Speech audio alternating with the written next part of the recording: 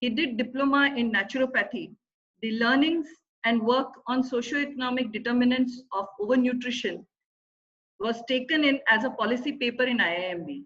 With his knowledge on naturopathy, despite having been a busy bureaucrat, he has helped over 100 people to sustainably shed weight, regulate it naturally, and return back to healthy lifestyle. And finally, it's my pleasure to introduce my co-host and convener of the series, Dr. Amitabh Datta. Dr. Datta is a postgraduate in anesthesia from PGI Chandigarh and is a PG diploma in human rights. He's a professor of anesthesiology at Sir Gangaram Hospital.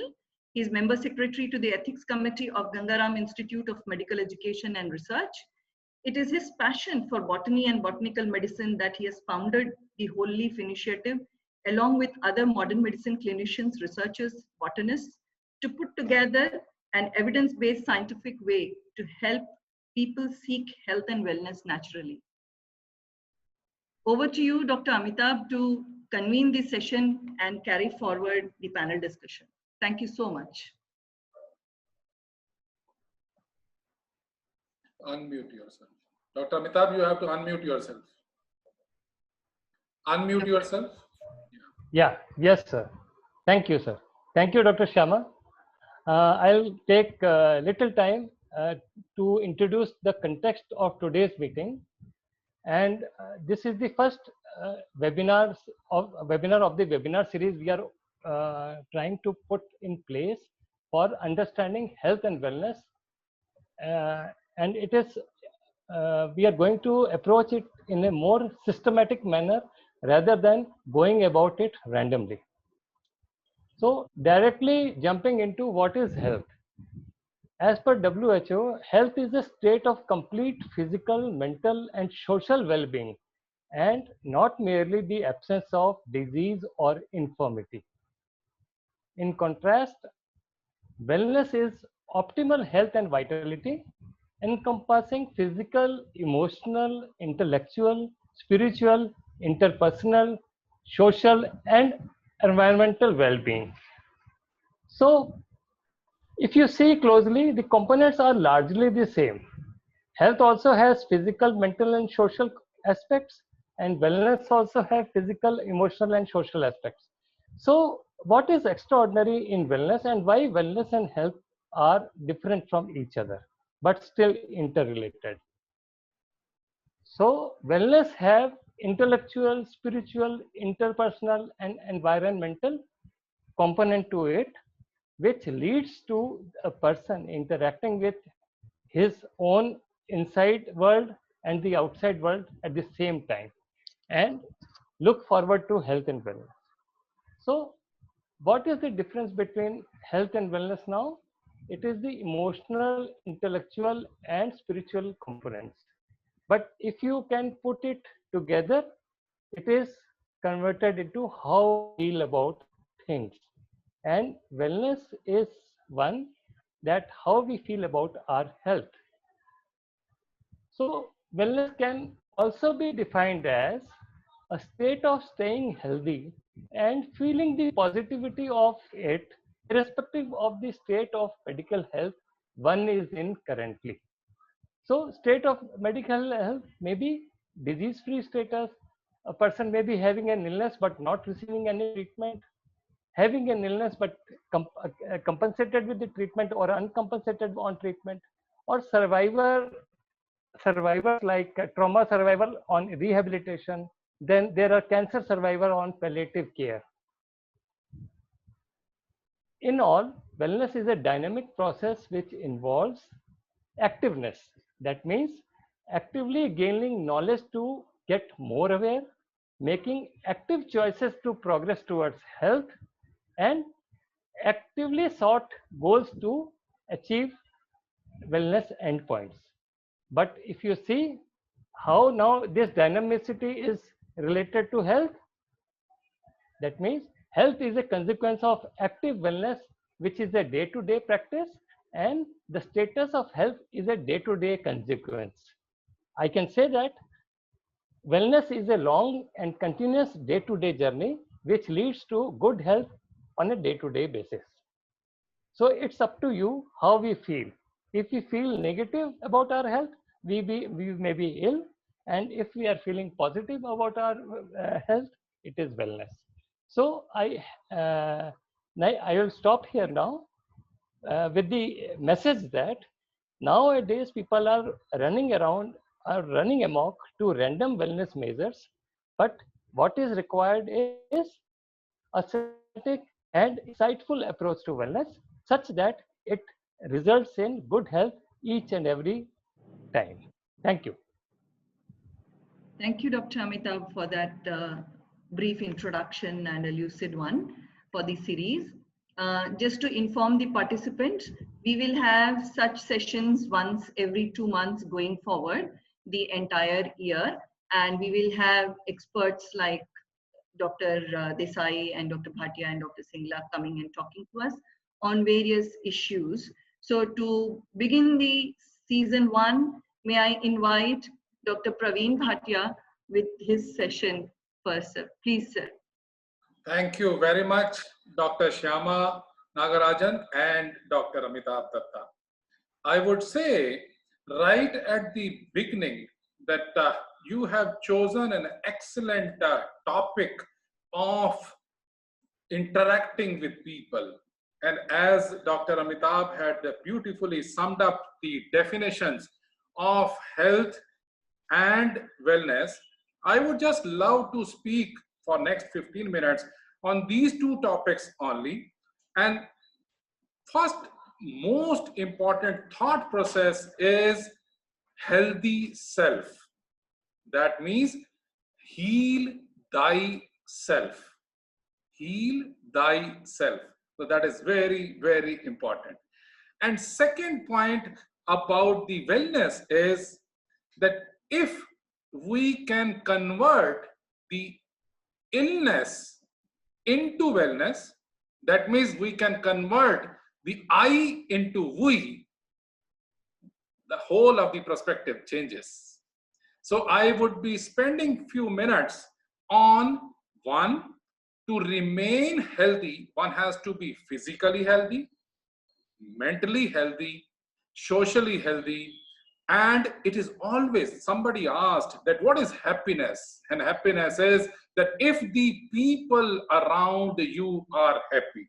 So I bring greetings, as was mentioned, from Institute of Minimal Access, Metabolic and Bariatric Surgery, Institute of Robotic Surgery, Sir Gangaram Hospital, and I bring greetings from Bhatia Global Hospital and Endosurgery Institute. Believe me, I am not going to talk anything about the surgery today, neither of laparoscopic surgery, which I always do, or of bariatric surgery, or of robotic surgery. Basic thoughts are that if we are interested in healing ourselves and in our wellness, then it is the most important point which comes to my mind is it is all the thoughts. If you can win over your thoughts, the whole of the situation can become absolutely fantastic. So it is said that it is all about finding the calm in the chaos. And I bring greetings from my terrace garden also. Now, all of us have seen in the last 9 months or so that people have been suffering, and this has been a suffering because of the uncertainty. Because of the COVID times, because of the coronavirus, so much of uncertainty has been there.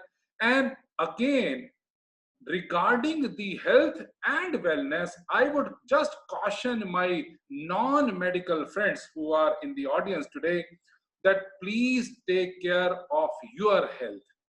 Please take care of your oxygen first and then give oxygen to others also. Means, for example, just to give a data, and all of us know that ultimately the data matters, that if the person is having any comorbidities in the form of hypertension, diabetes, obesity, or if you are having some other challenges along with these comorbidities, the chances of mortality are very, very high. For example, if the overall mortality with comorbidities and without comorbidities, one can see a difference of 1.2%, and it other way around, it is 17.9%. What I mean to say is, for example, if you are initially, when we started, if you are more than 68 years, but you are not having any comorbidities, the mortality rate is 4.8%. But if you are more than 60 years old and you are having all these comorbidities, then the mortality rate can be 24.6.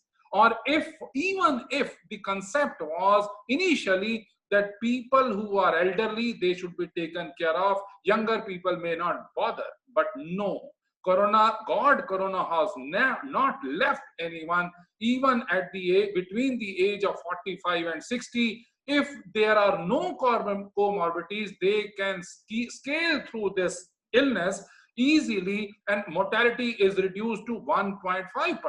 But if the comorbidities are there, that means all these diseases which I have mentioned are there, then the chances of mortality rise to 18.9%. And even the young people, less than 40 years, they have also succumbed to the disease. So our thinking is again and again very, very clear that please take care of your own health. And in this context, I would love to tell you a small story. Dr. Amitabh and Dr. Nagarajan also know that I am fond of storytelling. And this is a story of a man. He was quite rich. He owned this house and he had 3 sons. And many times the offer would come that we can pay in as many crores of rupees, and if you want to sell your house, you should. But he would never ever sell. He would always think that no, I have got 3 sons and this house is enough for me, and I have built it with each and every brick with my own hands. So he was possessive about this house. But as luck would have it, one fine morning, this house got fire. And when it got fire, the man was standing outside and he was in tears that the house which he had built with his own hands, with the bricks, with all these efforts, but now it has been on fire. Similarly, more than 1,000 people from all over the city also collected there, and they were, I would say that they were just enjoying, or they were laughing at that this rich man's house has also been on fire, and now everything is being doused to ground, and you can see. Suddenly, one of his elder son came and he said, "Papa, why are you crying?" He says that you can't see my house is on fire and you say that why are you crying? No, Papa, yesterday only I made a deal and this house has been sold. And immediately after this thought, the owner of the house again started smiling, and he was also enjoying the fire which was there as other 1,000 onlookers were, or the criticizers were. And after some time, second son came. He said that, "Papa, our house is on fire and you are laughing. So what is this? How are you maintaining that?" He says, "You don't know.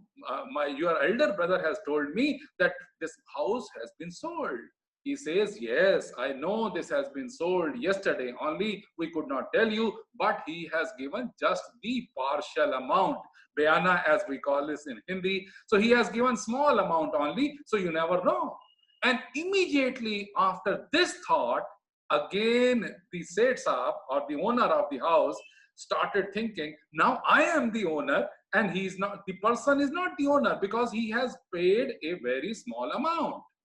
And he started crying. He was looking at the kitchen that is also burning, and everything will be dazed to the ground. And then the third son came, said, "Papa, don't worry. You don't have to cry. Now I have been to the person whom we have sold this house, and he says that this is not the fault of you, or this is not the fault of anyone. Obviously, the house has got fire, but I will still pay you the amount which I had promised." And immediately after that, the person, the family owner of this house, he said, okay, now he was happy, and he was also enjoying the fire as if all 1,000 people were enjoying it. Now you see that the stimulus was the same, but the response has been different. Once he was thinking that he is the owner of the house and the house has got fire, he was sad. But again, immediately when he was told by his son, then he started thinking, no, I am not the owner, somebody else is the owner, and he started enjoying. And third stimulus was remaining the same, that house is on fire, full stop. But again, because he had promised that he would get the same money, so he started enjoying it. What I mean to say, in life, such kind of crisis would come, but if we stay positive in this calamity also, that is going to make a difference. And we call this as stoicism. Stoicism is stone-like calmness. So as Albert Einstein had so beautifully said, adversity introduces a man to himself. And in every calamity, there is an opportunity. So I would put it this way, even if the house has been fired, but if the thoughts were positive, he was positive. If the thoughts were negative, he was negative. So in this kind of situation, I always say that it is the God Corona which has descended on earth, and it wanted to change the environment, purify the Ganga, or and asked us, God wanted us to do the introspection. And if we do the introspection, all of us have realized that this was the time, and this is the time that we can spend with the family, with the children, and then we should be in the development of our own self also. We should be striving for making us healthy and making us well. So I think this is very, very important.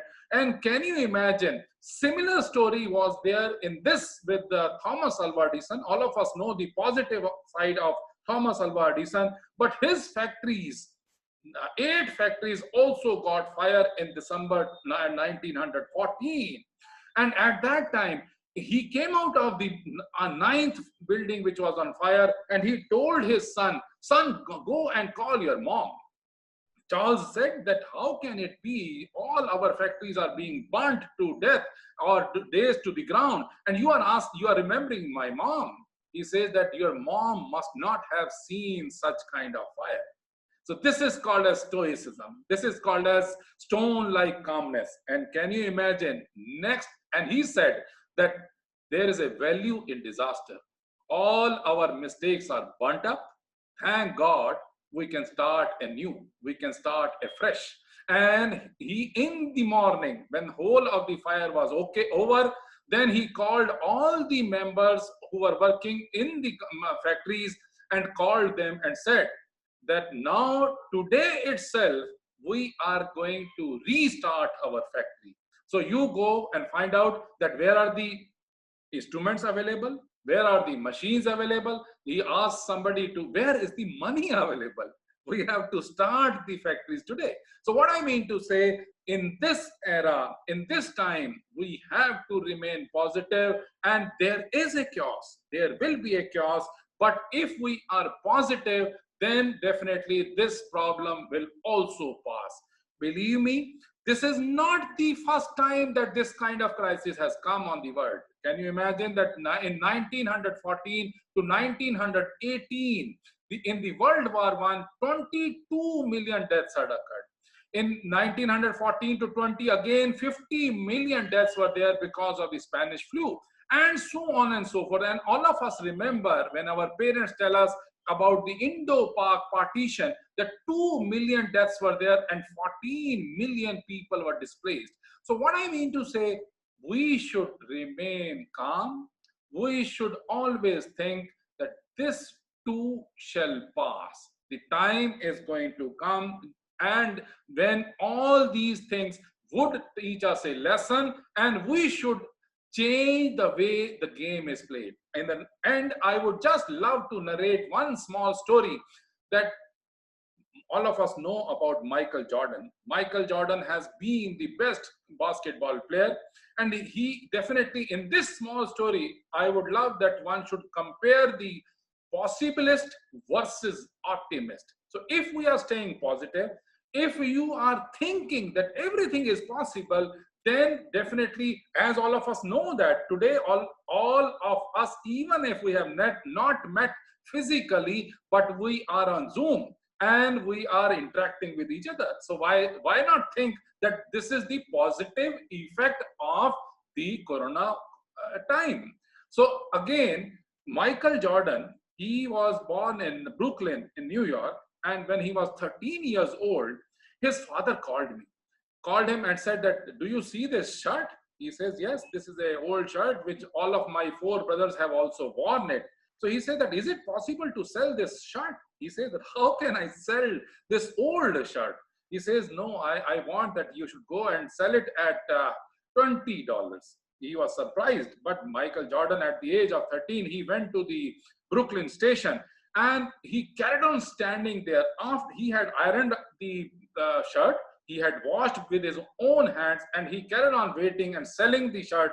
And in the end, in the evening, late evening, when he could get $20, he rushed to his father and told him, Papa, I have been able to sell this shirt at $20. So he was very happy. Father was happier. He said that, yes, good, you have done a great job. Do you see this shirt also? And now I want that you should sell it at $200. He said that, Papa, how can you challenge me that $200? Initially, you told me zero, it was an old shirt. All 4 of us brothers have worn it. And now you are telling me to sell it at $200. Can you imagine? This man who was a possibilist, who was an optimist, he carried on thinking for 7 days. And then he took the shirt to the Broadway theater. And in the Broadway theater, there was a movie. And in that movie, the Farah Fawcett was the actress which was supposed to come for premiere show of the movie. And then he went to Farah and asked, Madam, I want your autograph. She says, yes, why not? You are looking to be a young boy, so why not? He says that, Madam, if you don't mind, can you give me an autograph on this shirt? She says, yes, why not? He got the autograph done, and then he ran away from the theater and came out, and he started selling. Even before the show was off, he could sell the shirt in $1,200, not $200, but $1,200. And he rushed to his father that, Papa, I have been able to sell that shirt not in $200, but $1,200 because I had auctioned it. And his father asked that, what is the lesson do you learn out of this? Shama, what do you think? What is the lesson you get it from this small story? That people who are optimists, they find ways out of all possibilities that are there. Absolutely. And can you imagine, the father says that I wanted to teach you a lesson. And the lesson is that you first tell me. Michael Jordan said that where there is a way, there is a will, there is a way. I could sell it. He says, no. Our lesson is, which I wanted to give it, and you have to get it very, very close to your heart, is that if a non-living thing can be sold from $0 to $1,200 by the value addition, similarly, you are a living human being, you are still 13 years old, and if you can imbibe that lesson that you have to do a value addition in your own life, then you know that there will not be any limits. And all of us know that Michael Jordan became the best basketball player, and he says that I have missed more than 9,000 shots in my career. I have lost almost 300 games. 26 times I have been interested to take the game-winning shot and missed it. That means that he had practiced so much that he could add on the value, and ultimately he became successful. So our thinking is loud and clear that if you want to improve your health, first take care of your health, first take care of your comorbidities, one, then take care of the people around you. Make sure that they also understand that, and in this COVID time, the comorbidities have to be reduced to minimum. Life isn't about finding yourself. Life is about creating yourself. And the preparedness should be there. As soon as, according to us, as soon as this pandemic is over, we should be prepared that yes, I can sleep when the wind blows. Means this man would do his job very well on the Antarctic shore, and then even if the storm was coming, he did not get up because he was fully prepared that yes, even if the storm comes, I can sleep when the wind blows. Thank you very much for your kind attention. Definitely, in the interest of time, I would not go further, though I have been telling good number of such kind of stories to motivate people that this is the time, please look within yourself. As in Punjabi also we say, पोथियां तो बहुत पढ़ ली पर अपने अंदर कभी झांक के नहीं देखा. मुझे लगता है कि this is very, very important that we should introspect in our own self. One, we should do the physical exercise for at least 45 minutes. Sir जाए पर सैर ना जाए, सर जाए पर सैर ना जाए. हरकत में बरकत है, जान है तो जहान है. Thank you very much. God bless you all. Thank you. Thank you very much, sir, for that lucid elaboration and your stories, the way you make it so easy for people.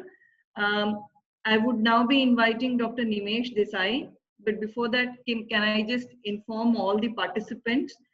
Is just to inform the panelists that we have more than 42 people already there on with us, listening to us. And participants, I would like to suggest that